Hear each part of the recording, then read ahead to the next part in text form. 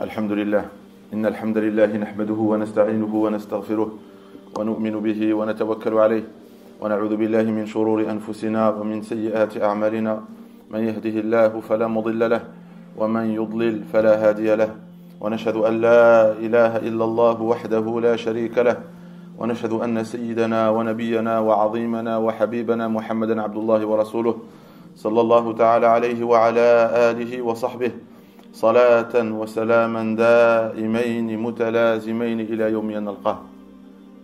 Allah Azza wa Jal nous dit, vous avez dans l'image du messager un exemple parfait pour ceux qui recherchent l'agrément d'Allah et le jour dernier.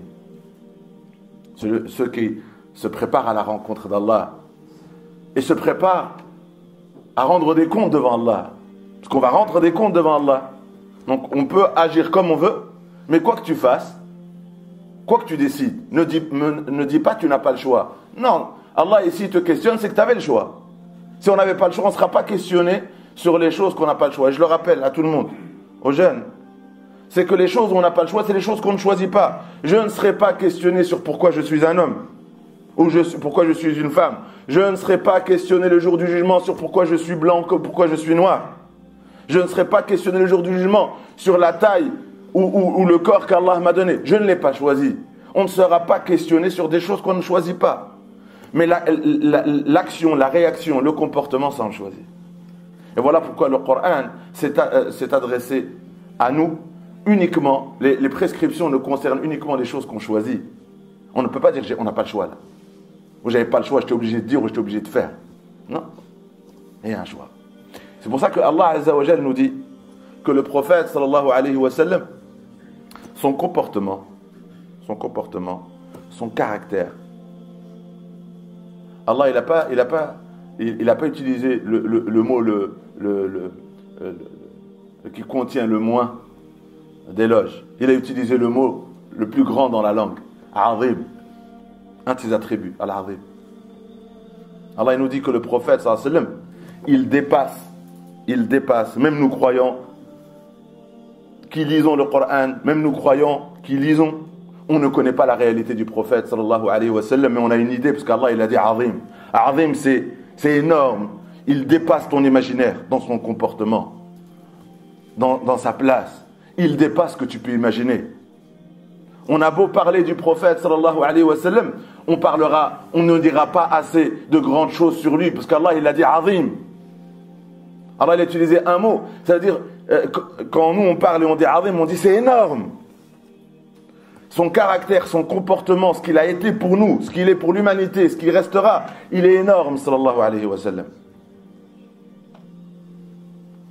Et après Allah il nous dit, il est pour vous un modèle et un exemple parfait. Si vous voulez être aimé par Allah, suivez-le. Dis-leur, si vous aimez Allah et vous voulez être aimé par Allah, suivez-moi. Ça veut dire quoi? Ressemblez-moi. Ressemblez-moi. Allah il a dit que j'étais azim. Donc si vous me ressemblez, vous deviendrez, vous aurez cette grande qualité. Et le prophète, malgré qu'il était azim, malgré qu'il était magnifique, majestueux à l'échelle humaine, est-ce qu'il a été insulté? Il a été insulté, cela. Est-ce qu'il a été blessé? Oui. Et ça lui faisait quoi? Quand on lui disait, comme le Coran nous dit, Sha'irun majnoun, tu n'es qu'un poète, tu n'es qu'un touché par la folie, atteint dans ton esprit. Est-ce que ça le blessait? Ça le blessait, cela. Et pourquoi Allah il a laissé? Ça devait arriver parce qu'il devait l'utiliser pour nous. Pour nous. Et le prophète sallallahu alayhi wa sallam, il a été envoyé pour vivre toutes les situations qu'un être humain peut vivre et nous montrer comment réagir face à ces situations. Il répondait comment? Le Coran lui dit Fasbir. Endure. Endure. Comme tes prédécesseurs. Kama sabara ulul azmi min ar-rusul. Moussa aussi il a subi ce que tu as subi. Youssef alayhi salam, Joseph il a subi ce que tu as subi. Ibrahim il a subi ce que tu as subi. rejeté, moqué. Le prophète sallallahu alayhi wa sallam lapidé. Pourquoi? Parce qu'il était trop bon. Parce qu'il était trop juste. Sallallahu alayhi wa sallam. Mais après, Allah Azza wa Jalla nous a donné la même consigne. Il nous a dit, vous allez comme lui. Là, on ne peut pas dire c'est que le prophète sallallahu alayhi wa sallam, c'est pas nous. Non, vous allez très certainement entendre. Alors il a utilisé le mudari', la tasma'unna, c'est-à-dire jusqu'à la fin des temps. Les gens justes vont forcément rencontrer des gens injustes. Les gens justes vont forcément rencontrer des gens injustes. Les gens bons vont vont rencontrer des gens mauvais. Ils vont faire quoi? Ils vont vous faire entendre. Vous allez entendre de leur bouche adhan kathira, des paroles blessantes en abondance. Allah il nous prépare, il nous dit en abondance. Du coup, tu fais quoi? Tu réponds comment? Tu as le choix, n'est-ce pas? Mais le Coran il te dit attention, la manière dont tu vas réagir, elle aura un effet.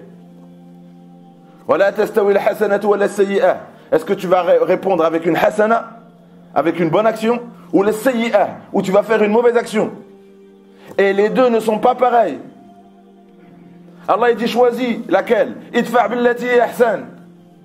Tu vas repousser ces insultes, tu vas repousser ce mal de la meilleure des façons. Alors tu pouvais répondre autrement, mais toi, tu es croyant. Tu es l'élève de Mohammed sallallahu alayhi wa sallam. Tu as été éduqué dans son école. Si l'autre dans son école, il a le droit, si l'autre dans son école, il a le droit de ne pas prendre en compte ce que toi tu ressens. C'est pas un problème ce que toi tu ressens. Bah toi, tu as été éduqué dans une école où toi tu dois prendre en compte ce qu'il ressent. Oui, mais il a commencé, je peux.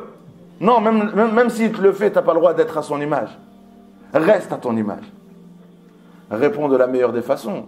Et cette personne, si elle le fait par haine,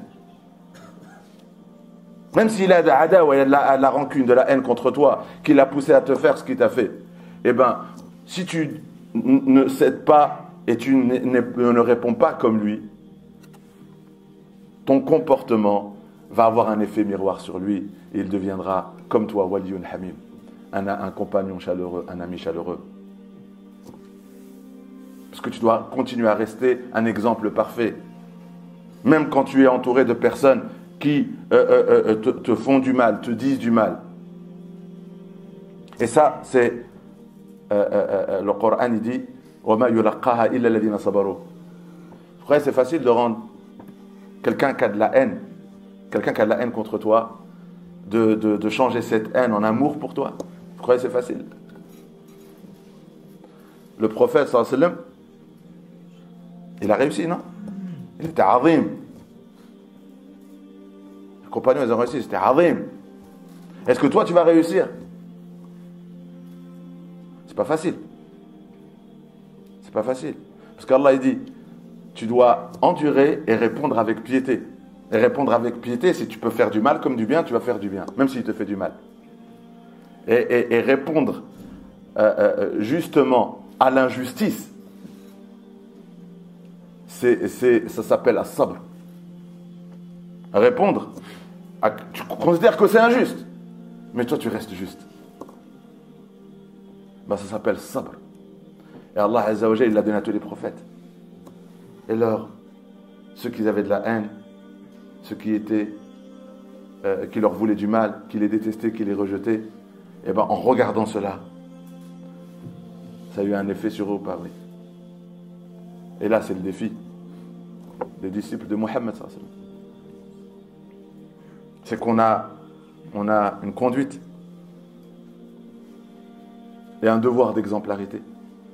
C'est même pas surrogatoire. Surrogatoire de ressembler à Mohammed sallallahu alayhi wa sallam. Parce qu'on lui ressemble si on veut, ou on doit lui ressembler. Le Coran nous dit, si vous voulez être aimé par Allah, suivez-moi, vous devez me ressembler. Et donc, quand tu as le choix, quelle est la réponse qui va plaire à Allah? C'est celle qu'aurait fait Mohammed sallallahu alayhi wa sallam. Et donc on doit s'efforcer d'étudier sa vie, de comprendre, de voir les choses comme il pouvait les voir sallallahu alayhi wa sallam, et d'agir comme il agissait.